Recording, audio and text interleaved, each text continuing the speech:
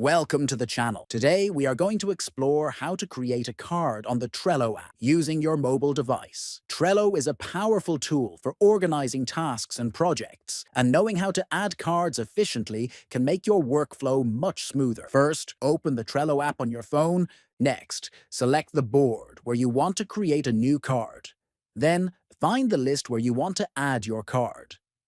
Lists in Trello help group related tasks together. After you locate the list, tap on the Add Card button. Next, enter a clear and descriptive name for your card. Make sure the name reflects the task or idea you are tracking. This helps you and your team quickly understand what the card is about. Once you have entered the name, click on the Save icon at the top, right corner of your screen.